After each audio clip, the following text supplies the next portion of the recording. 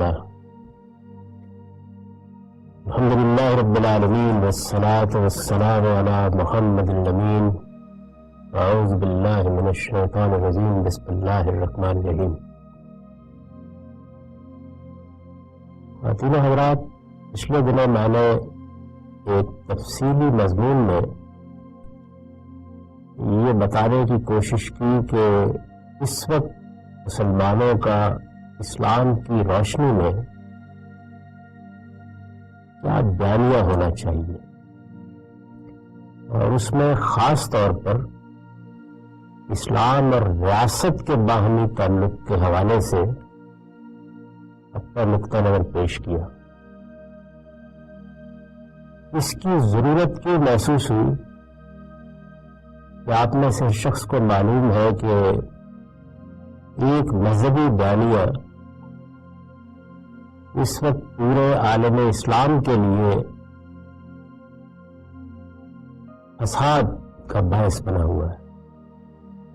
ہمارے ملک میں ہزاروں کی تعداد میں لوگ مارے گئے ہیں، امن و امان کی حالت تباہ ہو کر رہ گئی ہے، کسی شخص کی زندگی کی ضمانت نہیں دی جا سکتی، مذہبی اختلافات کی بنیاد پر اور اس بیانیے کی بنیاد پر بے شمار کارروائیاں دن رات ہوتی رہتی ہیں. اور معاملہ یہی نہیں ہے، افغانستان بھی ایک برادر مسلمان ملک ہے، انسانیت کے رشتے سے بھی اس کے ساتھ ہر ایک کا ایک تعلق ہے. وہاں کم و بیش نصف صدی ہونے کو آ رہی ہے کہ قتل و غارت گری کا بازار گرم ہے. پچھلے دنوں سے یہی صورتحال مشرق وسطیٰ میں پیدا ہو رہی ہے، اور اب اس کے اثرات دنیا بھر کے ملکوں تک پہنچ رہے ہیں. میں ملیشیا میں رہتا ہوں. بظاہر وہ ایک دور دراز خطہ ہے، لیکن وہاں سے بھی لوگ لڑنے کے لیے آ رہے ہیں، اور وہ یہ سمجھتے ہیں کہ وہ اسلام کی عظیم خدمت انجام دے رہے ہیں. ان کے لیے اللہ تعالیٰ کی نعمتیں منتظر ہیں، اللہ کی جنت ان کی منتظر ہے، اور اللہ کی کتاب قرآن مجید میں جس جہاد کے لیے لوگوں کو پکارا گیا ہے، یہ وہی جہاد ہے جو وہ کر رہے ہیں. میں نے ایک عرصہ پہلے ارباب حل وقت کو بھی، علماء کو بھی اور عام مسلمانوں کو بھی یہ توجہ دلائی تھی کہ جس چیز کو آپ ایک ظاہری فساد سمجھ کر اس کی مذمت میں بیانات جاری کرتے ہیں، وہ اپنا ایک بڑا گہرا باطن رکھتا ہے، اور اس میں ایک مذہبی بیانیہ ہے، ایک ریلیجیس نیریٹو ہے جو لوگوں کے لیے تحریک کا باعث بھی بنتا ہے، تنظیم کا باعث بھی بنتا ہے، اور ان انتہا پسندانہ اقدامات کا باعث بھی بنتا ہے. جب تک آپ اس نیریٹو کا بہت اچھی طرح سے مطالعہ کر کے اس کے اندر اتر کر اس کو نہیں سمجھیں گے، اس صورتحال کو آپ تبدیل نہیں کر سکتے. اب سے کئی برس پہلے جب افغانستان میں جہاد کی ابتدا ہو رہی تھی، لوگ اس کو جہادی کہتے تھے، میں نے اس وقت بھی متنبع کرنے کی کوشش کی تھی کہ اس کے بدن سے ایک عظیم فساد برپا ہو جائے گا. اور میرا اب بھی یہ احساس ہے کہ اگر مسلمانوں کی اکثریت اس صورتحال کے ادراک کے لیے آمادہ نہ ہوئی تو مشرق وسطیٰ میں جو آگ لگے گی شاید اس کی ہولناکی کا بھی ہم اندازہ نہیں کر سکتے. وہ سارے عوامل جو ریاست پاکستان میں خرابشار، اختلال اور انتشار کا باعث بنے ہیں اور قتل و غارت کا باعث بنے ہیں، وہ اپنی کئی گنا زیادہ قوت کے ساتھ مشرق وسطیٰ میں جمع ہو رہے ہیں. اس وجہ سے یہ ضروری ہے کہ اس کا پس منظر بہت اچھی طریقے سے سمجھ لیا جائے. میں نے اس سے پہلے بھی بعض نشستوں میں اس کو اجمالاً واضح کرنے کی کوشش کی ہے. اس نشست میں یہ کوشش کروں گا کہ اس کو بڑا تفصیل سے واضح کر دوں. عام طور پر یہ خیال کیا جاتا ہے کہ ہماری امت میں جو جلیل القدر علماء پیدا ہوئے ہیں وہ مثال کے طور پر امام ابو حنیفہ ہے، امام شافعی ہے، امام مالک ہے، امام احمد بن حنبل ہے، یا بخاری مسلم کا نام لوگ جانتے ہیں. اور انہیں یہ خیال ہوتا ہے کہ مسلمان امت چونکہ اپنا تعارف بنظم اسی طرح کراتی ہے، مثلا پاکستان میں یا اور بہت سے ممالک میں لوگ اپنے آپ کو حنفی کہتے ہیں، ملیشیا میں شافعی کہتے ہیں، تو یہ خیال ہوتا ہے کہ مسلمانوں کے علم میں یہی غیر معمولی شخصیات ہیں. لیکن حقیقت یہ ہے کہ یہ اس لحاظ سے بہت نمایاں ہو گئے ہیں کہ ان کا کام اسلامی قانون پر ہے، اور چونکہ قانونی معاملات روزمرہ کی زندگی سے متعلق ہوتے ہیں، نماز کیسے پڑھنی ہے، وضو کیسے کرنا ہے، روزہ رکھنے کے کیا آداب ہے، یا اسی طرح سے ریاست، حکومت اور معاشرے سے متعلق، تو یہ بنیادی طور پر فقہ کے علماء ہیں. یعنی جو مسلمانوں کی قانونی روایت ہے اس کے لیے ہم فقہ کا لفظ استعمال کرتے ہیں. یہ فقہا ہے، جورسٹ ہے. یہ ہمارے علوم کا ایک شعبہ ہے، یعنی جس میں وہ چیزیں زیر بحث آتی ہیں جن میں ہم یہ طے کرتے ہیں کہ قانون کے لحاظ سے، یعنی میں یہاں شرعی قانون کی بات کر رہا ہوں، کیا چیز فرض ہے، کیا واجب ہے، کیا سنت ہے، کیا حرام ہے، کیا مکروہ ہے، ان کا زیادہ تعلق اس سے ہوتا ہے. ان بزرگوں نے اس کے اصول وضع کیے ہیں، قانون سازی کیسے ہوگی، اس کے ماخذ کیا ہوں گے، اور پھر قانونی معاملات میں اپنی رائے دی ہے. میں یہاں پہ جملہ معتبرہ کے طور پر یہ بات واضح کر دوں کہ جب ہم اپنی روایت میں قانون کا لفظ استعمال کرتے ہیں تو وہ صرف اسٹیٹ لا نہیں ہوتا، بلکہ اس سے مراد یہ ہوتی ہے کہ وہ سارے معاملات خواہ وہ انفرادی زندگی سے متعلق ہیں یا اجتماعی زندگی سے متعلق ہے جن میں شریعت نے کوئی قاعدہ بنا دیا ہے. تو قانون نسبتاً وسیع اصطلاح میں استعمال ہوتا ہے، اور جب اس قانون کو بیان کیا جاتا ہے اس میں بہت سی چیزیں ہوتی ہیں جن کا تعلق قرآن سنت کی انٹرپریشن سے ہے، اور بہت سی چیزیں ایسی بھی ہوتی ہیں جن کا تعلق کسی بڑے فقیہ کے اجتہاد سے ہے. وہ ان سب کو مجموعی لحاظ سے مرتب بھی کرتے ہیں، اور ہم یہ کہتے ہیں کہ یہ فقہ حنفی ہے، یہ فقہ شافعی ہے، یہ فقہ مالکی ہے، یہ فقہ حنبلی ہے. یہ بالکل ایسے ہی جس طرح کے حدیث کے علماء ہیں، یعنی ان کا دائرہ علم رسالت مآب صلی اللہ علیہ وسلم کی نسبت سے بیان ہونے والا تاریخی ریکارڈ ہے.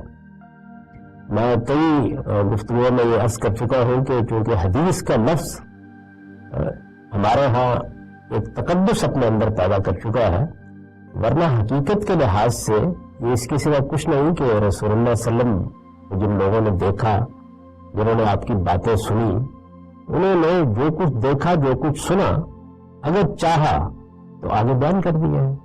اور یہ دنیا کے بڑے لوگوں کے معاملے میں ہوتا ہے. رسالت مآب صلی اللہ علیہ وسلم سب سے بڑے تھے، اور اس میں کوئی شبہ نہیں ہے کہ اللہ کے پیغمبر کے ساتھ لوگوں کو غیر معمولی محبت بھی ہوتی ہے. تو آپ کی باتیں، جو کچھ آپ کو کرتے دیکھا، وہ لوگوں نے بیان کیا ہے. یہ تاریخی ریکارڈ ہے، بنیادی طور پر یہ ہسٹوریکل ریکارڈ ہے. اس کو بھی بہت لوگوں نے اپنا موضوع بنایا، یعنی انہوں نے تاریخی تنقید، ہسٹوریکل کرٹیسزم کے اصول وضع کیے کہ جب کوئی شخص یہ کہتا ہے کہ میں نے یہ بات سنی ہے یا میں نے یہ بات دیکھی ہے، تو ہم کیسے یہ باور کر لیں کہ وہ ٹھیک بات کر رہا ہے. یہ باور کرنے کے لیے کوئی اصول ہوں گے، کچھ دیکھنا پڑے گا. ممکن ہے کوئی آدمی اپنی طرف سے کوئی بات گھر کے بیان کر رہا ہے، ممکن ہے لوگوں کو فریب دے رہا ہے، ممکن ہے کہ وہ بات ہی اچھے طریقے سے نہیں سمجھا. تو اس کے لیے ہسٹوریکل کرٹیسزم کے جو اصول ہوا کرتے ہیں، دنیا میں ہر جگہ ہوتے ہیں، وہ ہمارے ہاں بھی لوگوں نے مرتب کیے. ان لوگوں کو محدث کہا جاتا ہے، یعنی وہ بھی گویا ایک خاص شعبہ علم ہے جس کے اسکالر ہے، جس کے علماء ہے. یعنی جس طرح فقہا ہیں جن کا اصل دائرہ علم قانون ہے، یعنی وہ کسی چیز کو بھی دیکھیں گے تو قانون کے نقطہ نظر سے دیکھیں گے. میں اس کا تھوڑا سا فرق سمجھا دوں. عام طور پر آپ نے اگر کبھی ہمارے ہاں کی پرانی کتابیں پڑھی ہیں یا پرانے مباحث سے کچھ دلچسپی رہی ہے تو ایک بڑی دلچسپ بحث آپ کو ملی ہوگی. یہ بیان کیا جاتا ہے کیا ایمان گھٹتا اور بڑھتا ہے؟ یعنی آدمی نے ایمان قبول کر لیا تو یہ بحث ہمارے یہاں ابتدائی دور میں پیدا ہوگی کیا وہ گھٹتا اور بڑھتا ہے. آپ دیکھیے کہ اگر آپ حقیقت ایمان کے لحاظ سے دیکھیں تو گھٹتا بھی اور بڑھتا بھی. اس لیے کہ ہم جب ایمان لے آتے ہیں تو ایک طرح کی کیفیت تو نہیں رہتی. کبھی ہم اللہ سے بہت متعلق ہوتے ہیں, کبھی دنیا میں بہت مشغول ہوتے ہیں, کبھی دل نماز میں بہت لگ رہا ہوتا ہے, کبھی اللہ کی یاد سے رونگٹے کھڑے ہو جاتے ہیں, کبھی اللہ کی یاد پاس سے گزر جاتی ہے, آدمی متوجہ نہیں ہوتا.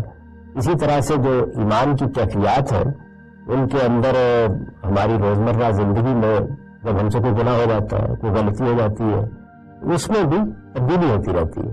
یعنی گناہ کرتے وقت ہو سکتا ہے کہ کیفیت اور ہو, جیسے کہ خود رسول اللہ نے فرمایا کہ جس وقت آدمی چوری کرتا ہے یا بدکاری کرتا ہے تو اس وقت وہ مومن نہیں ہوتا.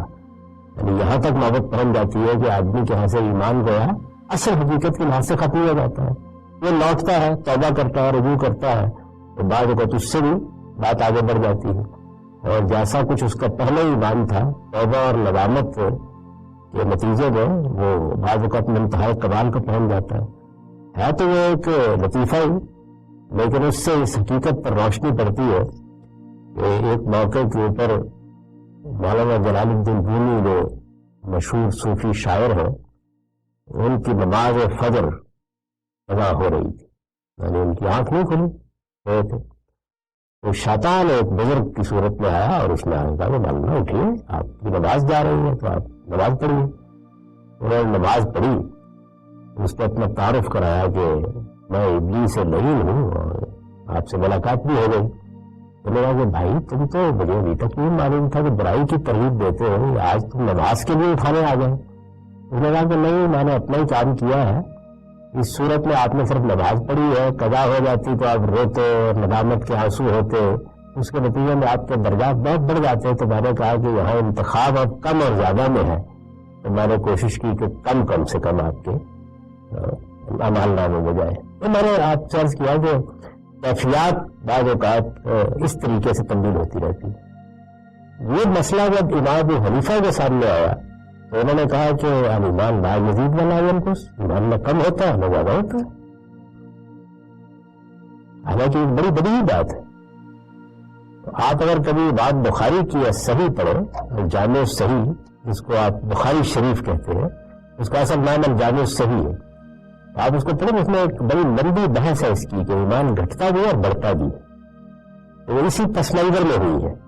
یعنی ایک محدث اس پہلو سے دیکھ رہا ہے کہ قرآن کہتا ہے ایمان گھٹتا اور بڑھتا ہے, حدیث کہتی ہے کہ ایمان گھٹتا اور بڑھتا ہے, عقل کہتی ہے کہ ایمان گھٹتا اور بڑھتا ہے, کیفیات تبدیل ہوتی ہے, میں بھی جانتا ہوں, آپ بھی جانتے ہیں. یہ اس زاویے سے دیکھ رہا ہے. ایک فقیر اس زاویے سے دیکھ رہا ہے کہ میری عدالت میں اگر کوئی آدمی آئے گا اور وہ مجھ سے انصاف چاہے گا یا کوئی معاملہ ہوگا یا کوئی حق چاہے گا تو کیا میں ابو بکر کے ایمان میں اور ایک عام آدمی کے ایمان میں فرق کرے گا تو نہیں کروں گا. تو یہ میں نے آپ کو یہ فرق سمجھانے کے لیے یہ بات بتائی ہے کہ جب یہ کہا جاتا ہے کہ ایک آدمی قانون کے زاویے سے چیزوں کو دیکھتا ہے تو اس سے کیا فرق واقع ہو جاتا ہے. یعنی یہ قانون دان کی حیثیت سے امام حنیفہ درست کہہ رہے ہیں, ان کے عدالت میں یا شہری حقوق میں آپ یہ نہیں کہہ سکتے کہ فلاں آدمی زیادہ مومن ہے اور فلاں کم ہے. وہاں پر تو آپ کو قانون کی سطح پر ہر ایک کو برابری رکھنا ہوتا ہے. وہ جب اس جگہ سے کھڑے ہو کے کہیں گے تو وہ یہ کہیں گے کہ نہ ایمان گھٹتا ہے نہ بڑھتا. یعنی میری عدالت میں یا میری ریاست میں یا میری عمارت میں سیدنا ابو بکر صدیق رضی اللہ عنہ میں اور ایک عام مسلمان میں ایمان کے لحاظ سے کوئی فرق نہیں کیا جا سکتا. یہ قانون کا زاویہ ہے. تو یہ ہمارے جو فقہا ہیں یہ قانون کے ماہرین ہیں. میں نے عرض کیا کہ ویسے محدثین فن حدیث کے ماہرین ہیں. اس کے بالکل برخلاف ہماری مسلمان امت میں وہ لوگ بھی پیدا ہوئے ہیں جنہوں نے بحثیت مجموعی پورے دین کو سمجھنے کی کوشش کی. یعنی ایک تو اس کا قانونی پہلو ہے, یا جیسے میں نے عرض کیا کہ رسول اللہ سے متعلق ہسٹوریکل ریکارڈ کا تجزیہ ہے, وہ فقہا ہے, یہ محدثین ہیں. ایسے اہل علم بھی جنہیں القدر اہل علم پیدا ہوئے ہیں جنہوں نے پورے دین کو سمجھنے کی کوشش کی ہے. میں اس کو سمجھانے کے لیے ایک تعبیر اختیار کر سکتا ہوں. گویا انہوں نے اپنی دین کی انٹرپریشن پیش کی ہے. اس میں صرف قانون زیر بحث نہیں ہوتا. اس میں یہ ہے کہ دین کیا ہے, اس کی حقیقت کیا ہے, اس کا مقصد کیا ہے, یہ انسانی زندگی سے کیسے متعلق ہوتا ہے, اس میں قانون کی کیا جگہ ہے, اس میں حقائق کی کیا جگہ ہے, اس میں ایمانیات کی کیا جگہ ہے, اس میں جو اللہ تعالیٰ نے شرعی احکام دیا ان کی کیا جگہ ہے. تو وہ گویا اس پورے کے پورے معاملے کو دیکھ رہے ہوتے ہیں. یہ جو علماء ہیں یہ دین کی تعبیر کرتے ہیں. اور حقیقت میں اگر آپ دیکھیں جس طرح ہماری عام قانونی زندگی کے معاملات میں بڑا غیر معمولی اثر ہے حنفی شافعی فقہا کا, اس لیے کہ ایک عام مسلمان کو یہ ضرورت ہوتی ہے کہ یہ وضو ہو گیا یا نہیں ہوا, نماز ہو گئی یا نہیں ہوئی, تو یہاں پر تو یہی لوگ اس کی رہنمائی کرتے ہیں.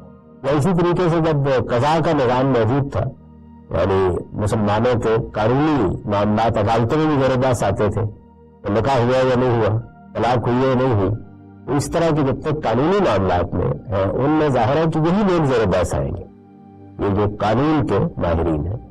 اور اگر فرض کر لیجئے کہ کسی تاریخی معاملے پر گفتگو کرنی ہے کہ رسول اللہ نے یہ بات فرمائی تھی نہیں فرمائی تھی اس کا مطلب کیا ہے, تو اس میں ظاہر ہے کہ محدثین زیر بحث آ جاتے ہیں.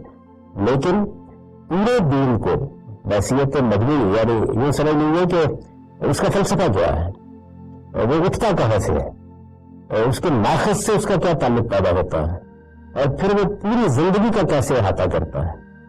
یا میں اسی مثال کو اگر سامنے رکھ لوں تو حقیقت کے اعتبار سے ایمان گھٹتا اور بڑھتا ہے, قانون کے اعتبار سے ایک جگہ رہتا ہے. اگر دونوں کو اکٹھا کر کے بیان کیا جائے, میں نے مثال کے طور پر عرض کیا, اس سے پورے دین کا تصور سامنے آئے گا. اس لحاظ سے اگر آپ اپنی تاریخ کا, اب تک کی تاریخ گزر چکی ہے, ہم نہیں کہہ سکتے کہ ابھی زمانے میں کتنی کروٹیں لینی ہے اور کیسے کیسے اہل علم پیدا ہوں گے اور کیا کیا مراحل پیش آنے والے ہیں, لیکن اب تک جس تاریخ کے پس منظر میں اس وقت کھڑا ہوا گفتگو کر رہا ہوں, اس کو اگر آپ دیکھیں تو اس میں اس لحاظ سے بھی بعض میں بہت غیر معمولی حیثیت رکھتے ہیں. یعنی جیسے آپ دیکھتے ہیں کہ کروڑوں کی تعداد میں لوگ حنفی ہو گئے, شافعی ہو گئے. اگر آپ اندر اتر کے دیکھیں تو یہ جن لوگوں کا میں ذکر کرنے لگا ہوں ان کے اثرات کی نوعیت بھی ایسی ہے, اگرچہ وہ عام آدمی کی سطح پر اس طرح زیر بحث نہیں آتی. یعنی وہ سب کے ہاں شرائط کی ہوئی ہوتی ہے, سب کے ہاں زیر بحث ہوتی ہے. اصل میں وہیں سے لوگ دیکھ رہے ہوتے ہیں ہر چیز کو, لیکن وہ اس طرح زیر بحث نہیں آتے کیونکہ قانونی معاملات اور اس طرح کی چیزوں میں ان کی کوئی جزوی دلچسپی نہیں ہوتی. وہ بحثیت لگنے اس کو بھی دیکھتے ہیں. تو اس میں جو سب سے پہلی شخصیت جس میں ایک لحاظ سے آپ کہہ سکتے ہیں کہ پہلی 3-4 صدیوں میں جو کچھ بھی ہوا تھا اس کو ایک متعین صورت دے کر دین کی ایسی تعبیر کر دی کہ جو پھر صدیوں کا احاطہ کر چکی ہے, وہ امام غزالی ہے. ان کی کتاب کا نام احیاء علوم الدین ہے اور یہ 4 مجلدات پر مشتمل کتاب ہے. بعد میں انہوں نے لوگوں کی ضرورت کے لحاظ سے اس کا ایک خلاصہ کر دیا تھا کیمیائے سعادت کے نام سے, دونوں موجود ہیں. احیاء علوم الدین انہوں نے اصل میں عربی میں لکھی تھی, اس کے تراجم دنیا کی سب زبانوں میں ہو چکے ہیں, اور کیمیائے سعادت اصل میں فارسی میں لکھی تھی. تو یہ جو ان کی کتاب ہے احیاء علوم الدین, یہ پورے دین کو بیان کرتی ہے. یعنی یہ اس کا صرف فقہی پہلو نہیں ہے یا اس میں کوئی محدثین کے طریقے پر صرف حدیثوں کو جمع کرنے یا ان کی تنقید کرنے یا ان کا جائزہ لینے کا کام نہیں کیا گیا, بلکہ بحثیت مبنی پورے دین کو دیکھا گیا اور اس طرح دین کی ایک تعبیر کی گئی ہے.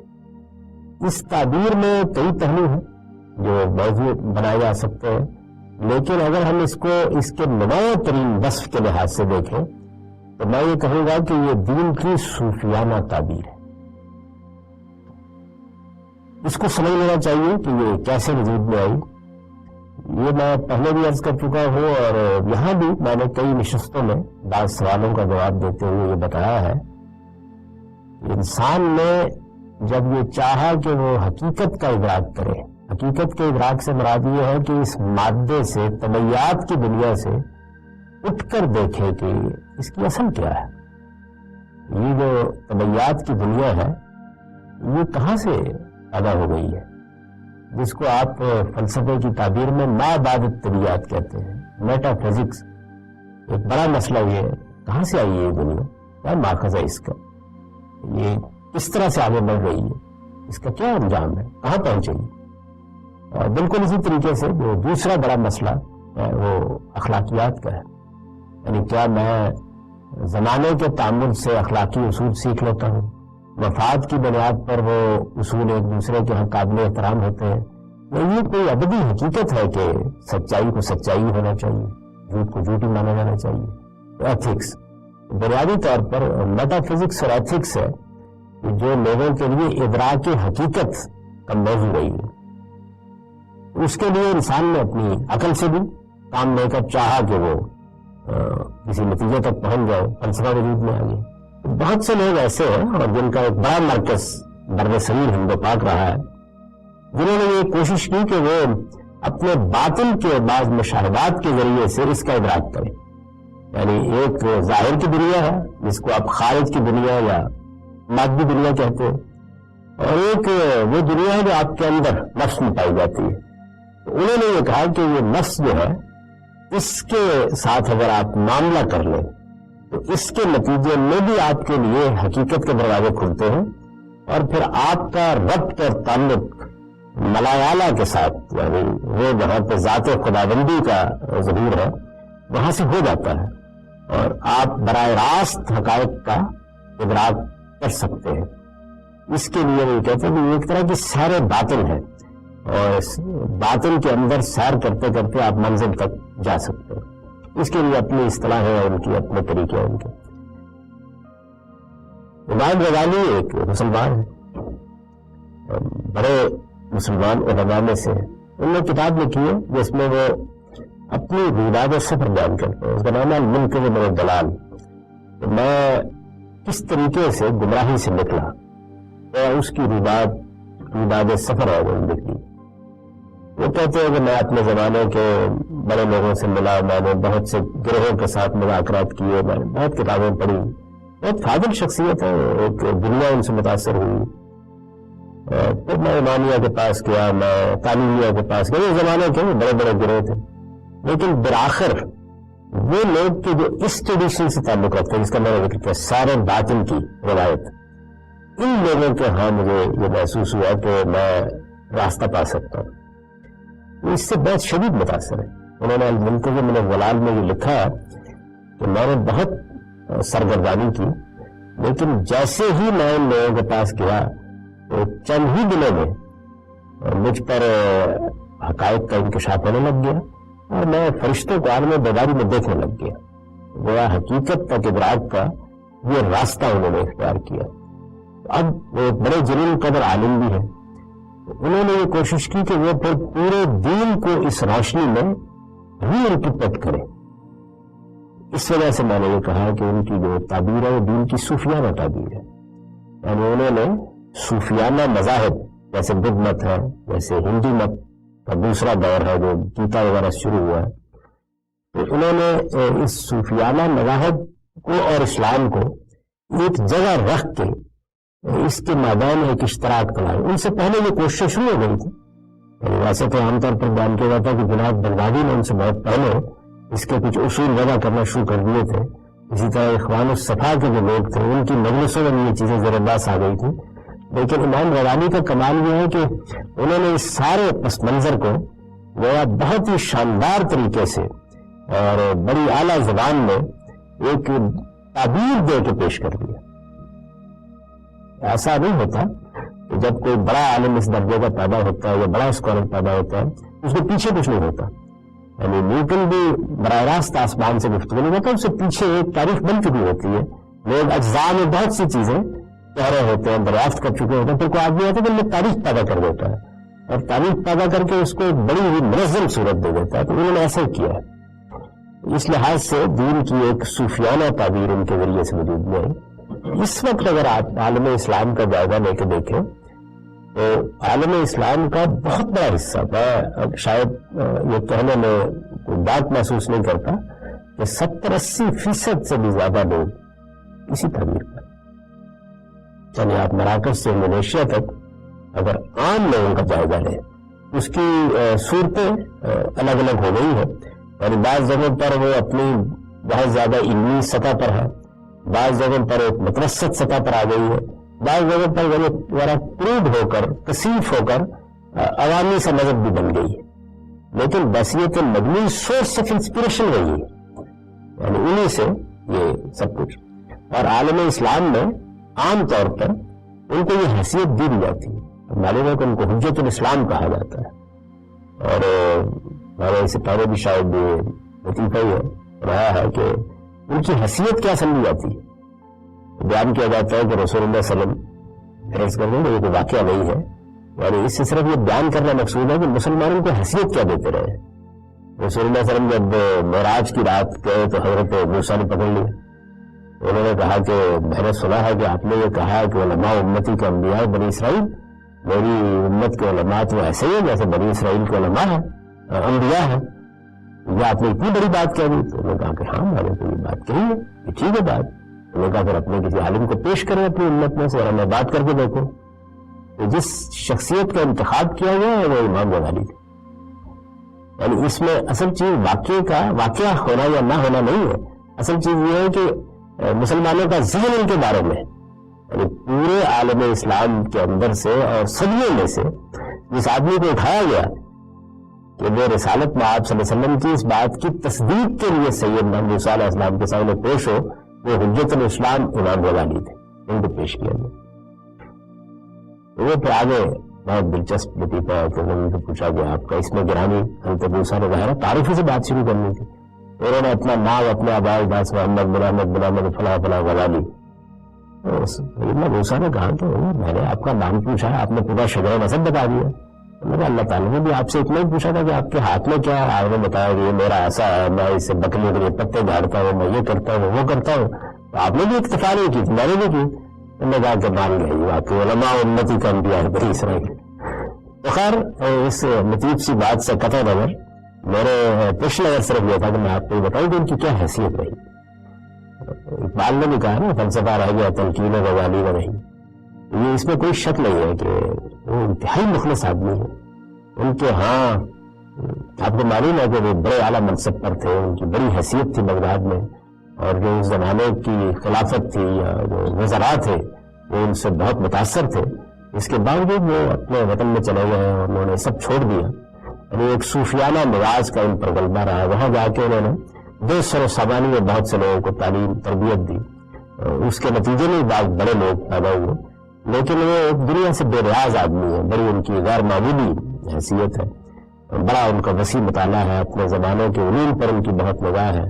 یہ معلوم ہے کہ انہوں نے اپنے زمانے کے فلسفے پر ایک شاندار تنقید لکھی تحافت الفلاسفہ کے زیر عنوان، جس کا ابن رشد نے بعد میں جواب دیا. تو اس حیثیت سے ایک بڑے آدمی ہے، اپنی شخصیت، اپنی سیرت، اپنے کردار کے لحاظ سے بھی، اور جو کچھ بھی ان کے نزدیک دین کی تعبیر ہے وہ اس کا ایک بہترین نمونہ بھی ہے اپنی زندگی میں. بہت اچھا لکھتے ہیں. یعنی آپ اس سے اندازہ کریں کہ ان کی جو عربی تحریر ہے وہ اتنی شستہ اور رواں ہے کہ ایسا لگتا ہے کہ آج کا کوئی آدمی لکھ رہا ہے. یعنی آپ ان کے معاصرین کی اگر چیزیں پڑھیں تو بڑا اغلاق ہوگا اور وہ بڑی چیستان قسم کی تحریر ہوگی. یہ زمانہ ایسا رہا ہے، آپ لوگوں نے اردو انگریزی میں پڑھا ہوگا، انگریزی میں آپ چوسر کو آپ پڑھ رہے ہو یا ملٹن کو پڑھ رہے ہو، تو ان کے یہاں بڑی شستگی، بڑی سلاست ہے، اپنی بات کو بڑی تفصیل سے بیان کرتے ہیں. اور اگر کوئی بڑی نازک بات بھی بیان کر رہے ہو تو اس میں بڑی تفصیل پیدا کر رہے تھے. بہت باقبال لکھنے والے بھی ہیں، شپرداز ہیں بڑے عربی زبان کے. میں یہ عرض کر رہا تھا کہ اس حیثیت سے ان کی یہ تعبیر اثر انداز ہوئی. اس کے بعد پھر جس شخص نے ہماری امت کو اسی زاویے سے متاثر کیا اور ایک لحاظ سے دین کی اس سے ذرا ہٹ کر ایک دوسری تعبیر پیش کی، وہ عنایت بن تیمیہ ہے. وہ بھی کوئی معمولی شخصیت نہیں ہے. یعنی ایک زمانے پر ان کا اثر رہا ہے یہ بالکل الگ بات ہے کہ اپنی غیر معمولی شخصیت کے باوجود وہ غزالی کے طلسم کو نہیں توڑ سکے اپنے زمانے میں. یعنی علم تو ان کے سامنے بڑی حد تک سرنگو ہوا اور لوگوں نے ان کے علم کا اعتراف کیا. بڑے بڑے لوگ ان سے متاثر ہوئے. ان کے جلیل القدر شاگرد ابن قیم خود بڑے پائے کے عالم ہیں اور اپنے زمانے کے علوم پر ان کی بڑی نظر ہے. لیکن یہ حقیقت ہے کہ ان کے بارے میں یہ کہا گیا کہ اما الحدیث فلا یعرف ابن تیمیہ فلاسف حدیث. یعنی ان کی اتنی نظر ہے کہ جہاں تک حدیث کا تعلق ہے، اگر ابن تیمیہ کہا جائے کہ نہیں جانتے اس کو تو حدیث نہیں ہو سکتی. اتنی وسیع نظر کے آدمی ہے وہ. اور اسی طرح سے فلسفہ، علم کلام، ان چیزوں کے بارے میں ان کی جو کتاب ہے رد علی المنطقین، وہ ایک بے نظیر کتاب ہے. یعنی اگر آپ دیکھیں تو انہوں نے اپنے زمانے کی جو منطق ہے اس کی بالکل تحلیل کر کے، پوسٹ مارٹم کر کے اس کا رکھ دیا ہے. منہاج السنہ بھی اسی طریقے سے ان کی بڑی غیر معمولی کتاب ہے. ان کی جو تعبیر ہے اس کو سلفی تعبیر کہا جا سکتا ہے. اب ویسے یہ چیز عام بھی ہو گئی ہے. اور آپ نے دیکھا ہوگا کہ مغرب میں صوفی اسلام اور سلفی اسلام عام طور پر یہ دو تعبیریں یونیورسٹیوں میں اختیار کی جاتی ہیں. یہ سلفی تعبیر، یہاں پھر میں عرض کر دوں کہ یہ اس سے پہلے بھی یہ چیز موجود تھی، لیکن ابن تیمیہ نے اس کو اٹھا کے جس سطح پر لے جا کر پیش کیا اور اس کے لیے جیسا زوردار استدلال بیان کیا، اور امام غزالی پر بھی بہت شدید تنقیدیں کی. بلکہ ان کی طرف منسوب کیا جاتا ہے کہ انہوں نے امام غزالی کے بارے میں یہ کہا کہ دخل فی بطن الفلسفہ ولم یخرج ابدا، یعنی فلسفے کے پیٹ میں داخل ہوا اور پھر کبھی نکلنا نصیب نہیں ہوا.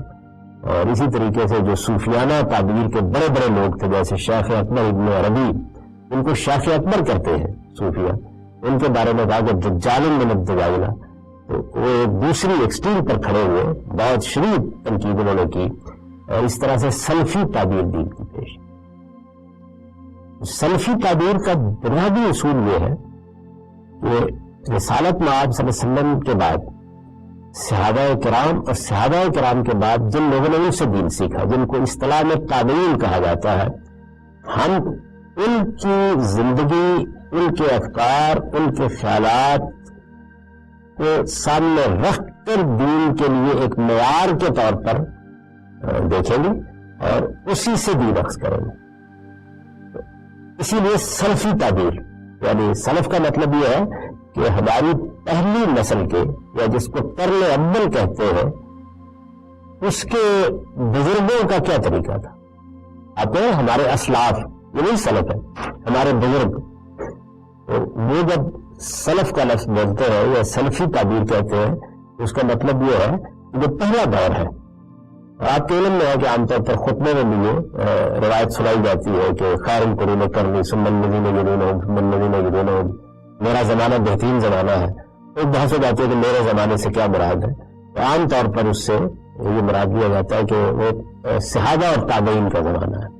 انہوں نے رسول اللہ صلی اللہ علیہ وسلم سے براہ راست دین سیکھا، رسول اللہ صلی اللہ علیہ وسلم نے براہ راست ان کی تربیت کی، پھر وہ پھیل گئے. وہ کیسے دیکھتے تھے چیزوں کو، ان چیزوں کی طرف رجوع کرتے تھے، قرآن کو کیسے دیکھتے تھے، حدیث کو کیسے دیکھتے تھے، وہ معاملات کیسے کرتے تھے، ان کا نظم اجتماعی کیا تھا، وہ دین کی مختلف چیزوں کو کس جگہ پلیس کرتے تھے، کیسے رکھتے تھے، ان کو کیا وزن دیتے تھے.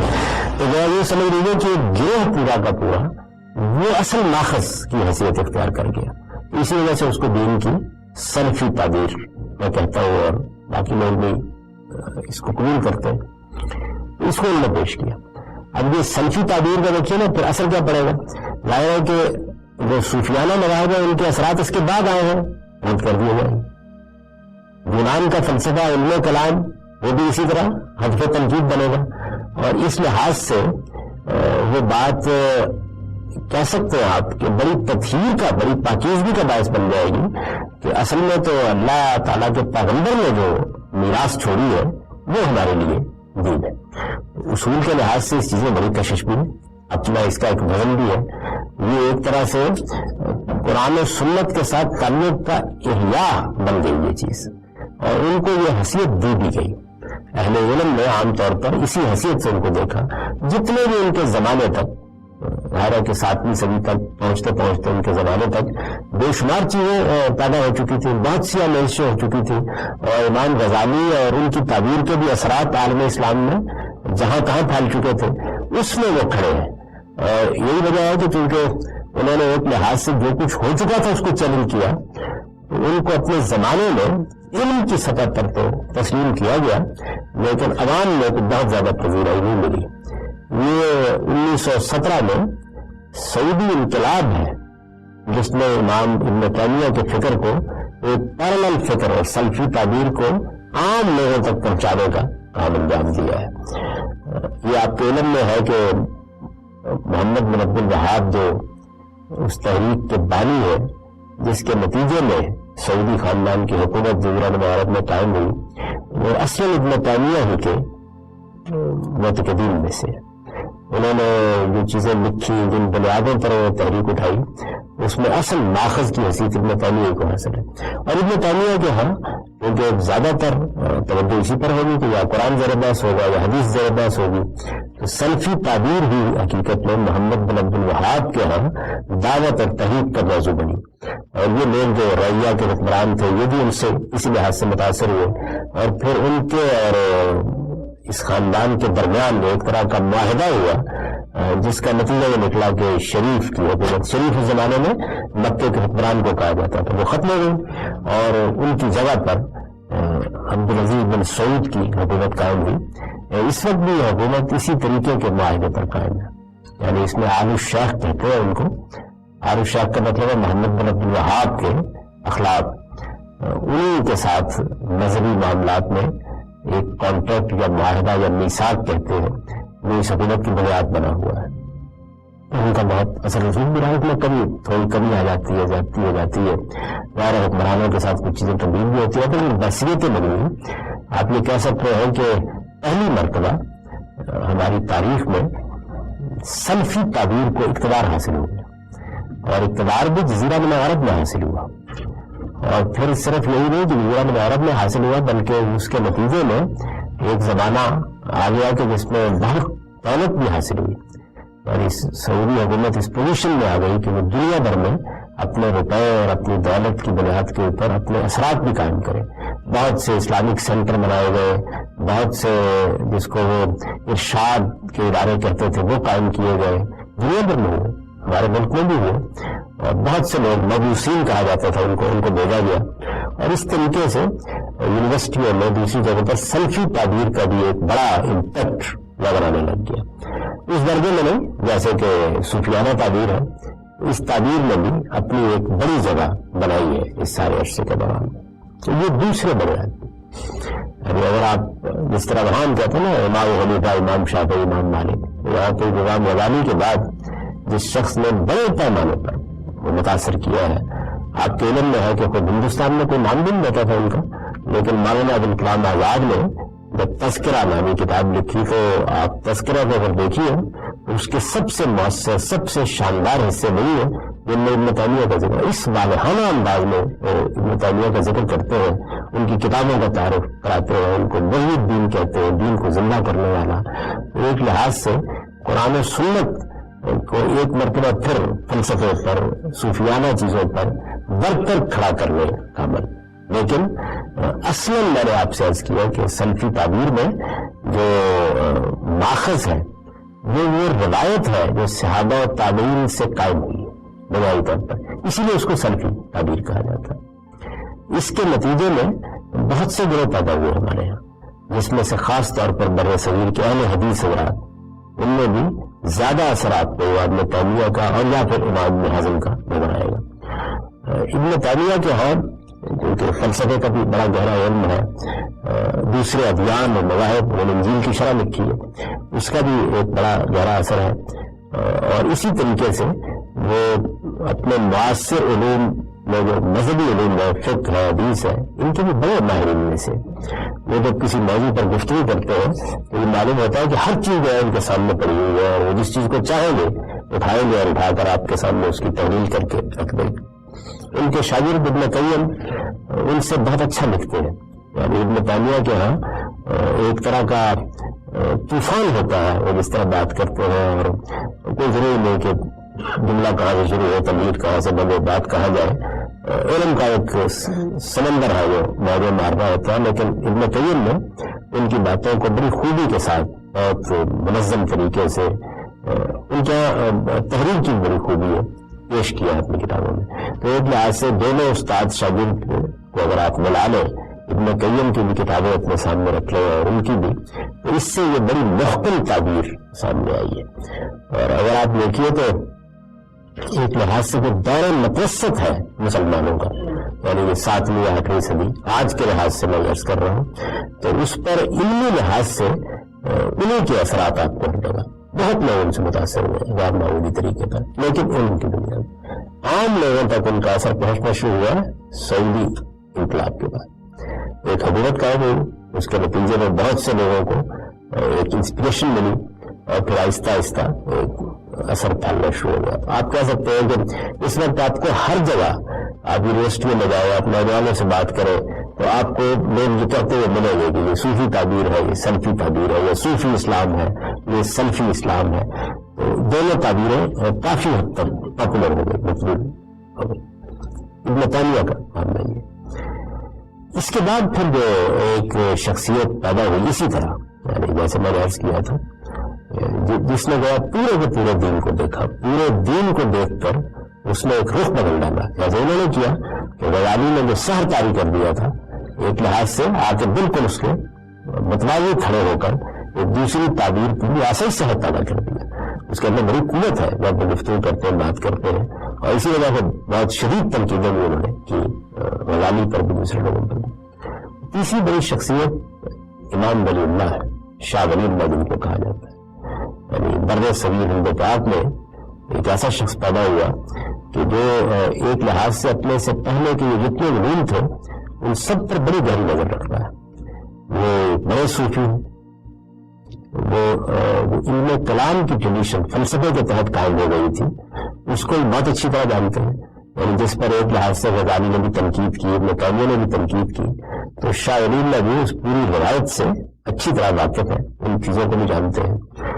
حدیث کے بڑے علماء میں سے انہوں نے امام مالک کی موطا کی 2 شرح لکھی ہیں، مصنف اور مصفہ کے عنوان سے، اور ایک فلسفے، علم کلام، اور آپ کہہ سکتے ہیں کہ صوفیانہ تعبیر، سب کا ایک بڑا خوبصورت امتزاج ان کے ہاں نظر آتا ہے.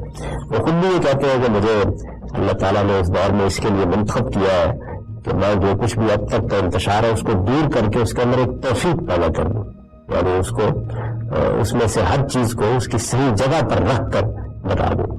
ان کی جو کتاب ہے حجت اللہ البالغہ، آپ کہہ سکتے ہیں کہ اس کے اندر ان دونوں تعبیروں کی آپ کو جھلک نظر آئے گی. ایک طرف غزالی کی تعبیر ہے، وہ بھی صوفی ہے، یہ بھی صوفی ہے، تو اس تعبیر بھی اپنی پوری شان کے ساتھ شاہ صاحب کے موجود ہے. اور دوسری جانب یہ جو ابن تیمیہ کا تسلم ہے، یعنی یہ کہ ہم قرآن و حدیث پر بنیاد رکھیں گے، اور قرآن مجید اور حدیث ہی اصل میں دین ہے، اور اسی کو ماخذ بنائیں گے. اور پھر یہ کہ قرآن و حدیث کے معاملے میں جو صحابہ اور تابعین کے دور کی روایت ہے، وہ اصل میں ظہور ہے قرآن اور حدیث کا، تو اس کو بنیاد بنا کے ہم دیکھیں. شاہ صاحب کے حالی یہ چیز پوری قرآن کے ساتھ، وہ محدث ہے، حدیث پڑھاتے ہیں، اسی طریقے سے اس دور کی روایات اور ان چیزوں کو، اور صوفی بھی بڑے صوفی ہیں، یعنی ان کے الہامات کے مجموعے موجود ہیں. انہوں نے فیوز الحرمین جو ہے اس کو آپ پڑھیں تو اس میں ان کے بہت سے الہامات اور ان کے بہت سے کشوف انہوں نے بیان کیے ہیں، بلکہ یہاں تک ہے کہ انہوں نے بہت سی روایتیں رسالت مآب صلی اللہ علیہ وسلم سے براہ راست وہ کہتے ہیں کہ یہ روایتیں میں روایت کر رہا ہوں، جیسے کہ قدیم زمانے میں صحابہ کرام نے کی تھی. اس طریقے سے اپنے آپ کو وہ کہتے ہیں کہ میں قائم الزمان ہوں، یعنی اس دور کا نظم میرے سپرد کر دیا گیا ہے، اور اللہ تعالیٰ نے جب اپنی کسی منشا یا رضا کو نافذ کرنا ہوتا ہے تو مجھے اعلیٰ اور جاریہ بنایا جاتا ہے. تو ایک بڑے آدمی ہے. اہل عرب بھی ان کو امام کبیر کہتے ہیں، اور اس میں کوئی شک نہیں ہے. بہت وسیع النظر اسکالر ہے. ان کی حجت البالغہ کو تو کم و بیش کہا جا سکتا ہے کہ مسلمانوں کی پوری علمی تاریخ میں ایک منفرد کتاب سمجھا گیا ہے، کہ جس میں دین کے اسرار اور اس کی حکمت کو انہوں نے واضح کیا، اور ایک طرح سے پورے دین کو موضوع بنایا ہے.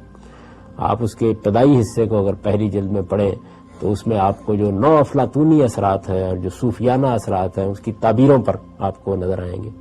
اور اسی طریقے سے جو ایک طرح سے دین کی ٹریڈیشن کو سمجھنے کا ایک خاص اعلیٰ زاویہ ہے اس کی جھلک آپ کو ملے گی حجت البالغہ میں. بہت سی چیزیں ایسی ہیں جو آپ کو پہلے علماء کے ہاں نظر بھی نہیں آئیں گی اور ان کے ہاں بڑے وضوح کے ساتھ بیان ہوں گی.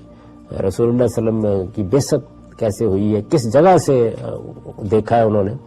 یعنی اگر میں یہ کہوں تو یہ حقیقت ہے کہ بے شمار چیزیں جو ہمارے ہاں فقہ میں حدیث میں لوگوں کے لیے اجنبی ہیں، شاہ صاحب ان تک پہنچے ہیں اور ان کی حجت البالغہ میں اس کے آثار آپ کو نظر آئیں گے، دکھائے جا سکتے ہیں.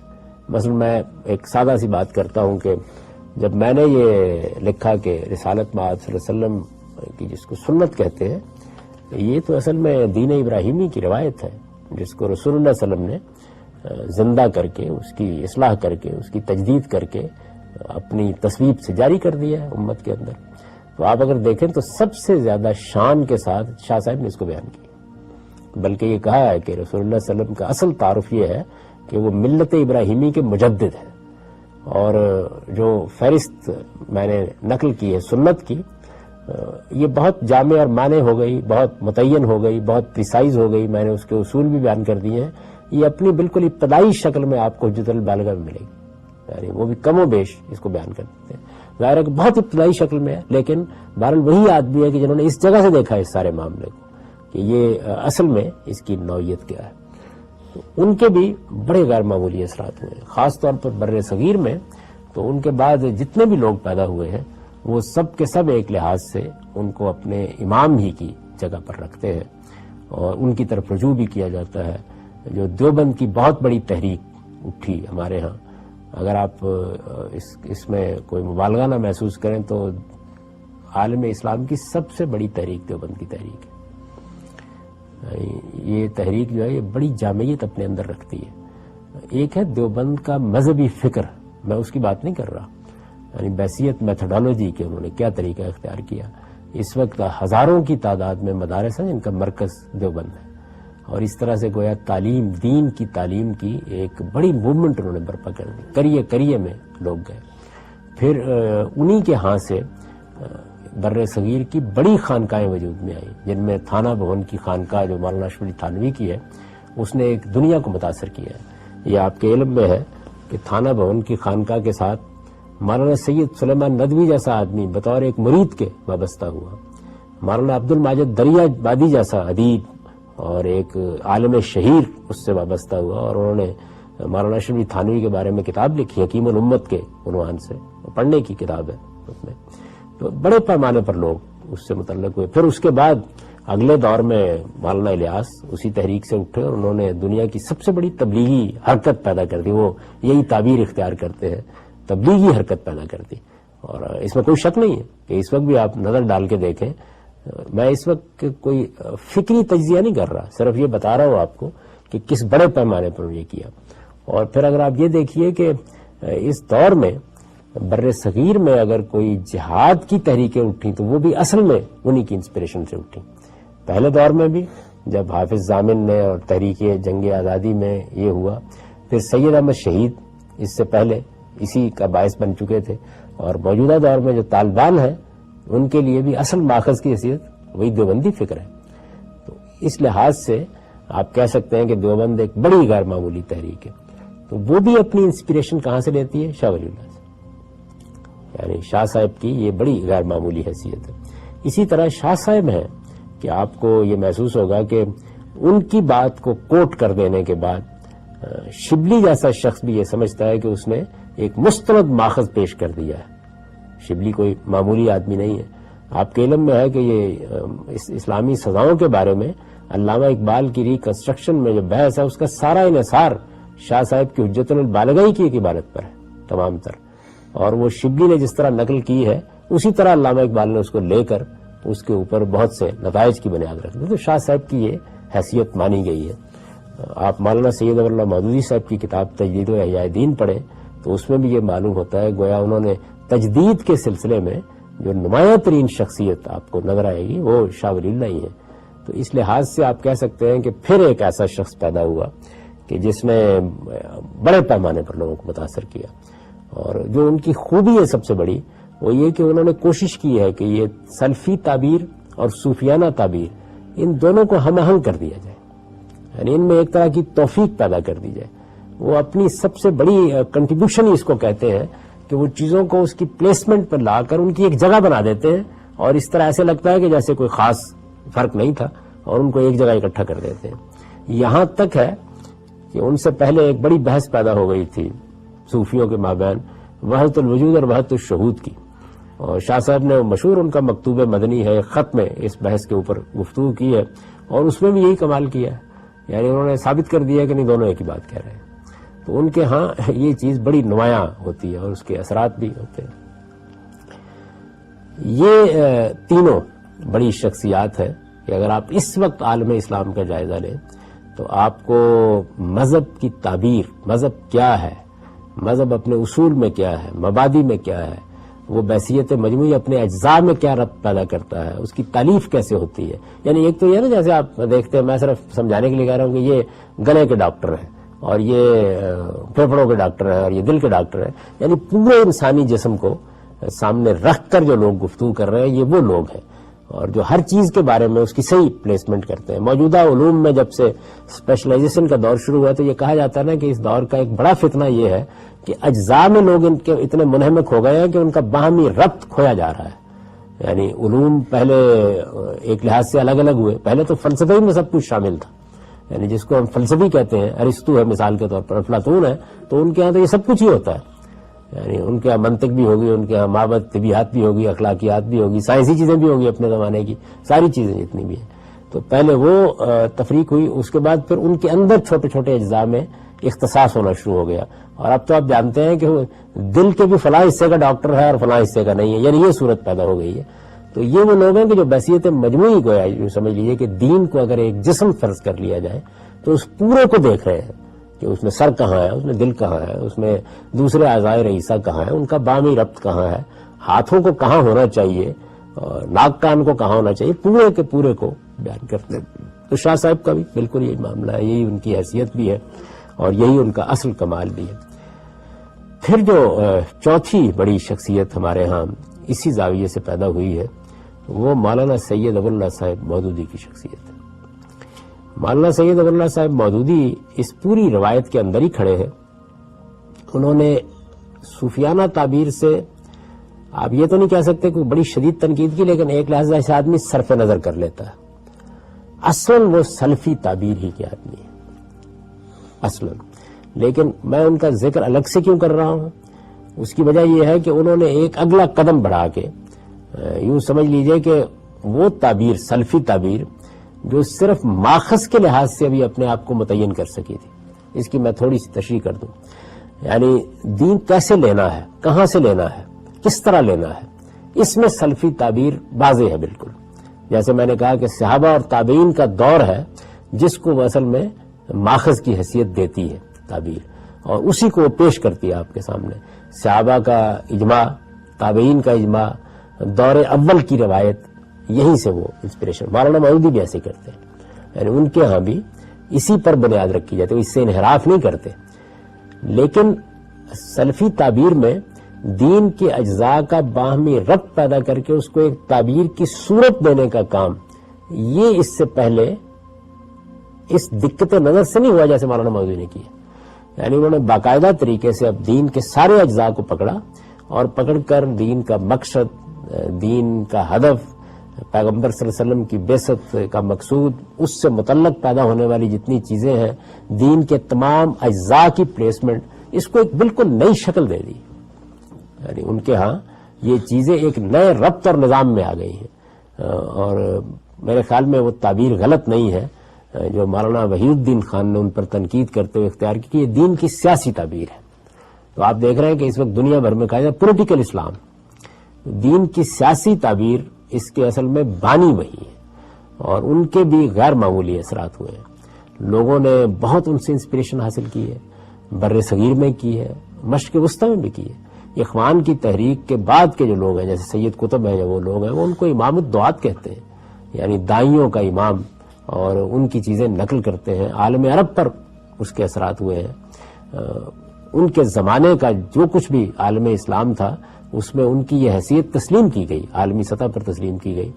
اور ہر لحاظ سے آپ یہ کہہ سکتے ہیں کہ نوجوانوں کو خاص طور پر جو تحریکیں تھیں، جو سیاسی کا دور بھی ان کو ایسا ملا کہ جس میں مسلمان اس طریقے سے دنیا کے اقتدار پر نہیں تھے، بلکہ کہا جا سکتا ہے کہ معزول کر دیے گئے تھے. اور ان سے پہلے علامہ اقبال عظمت رفتہ کے گیت بھی گا چکے تھے، ہودی خوانی بھی بہت کر چکے تھے، اور بڑی حد تک مسلمانوں کی عظمت رفتہ کی بحالی کی ایک امید بھی پیدا کر چکے تھے.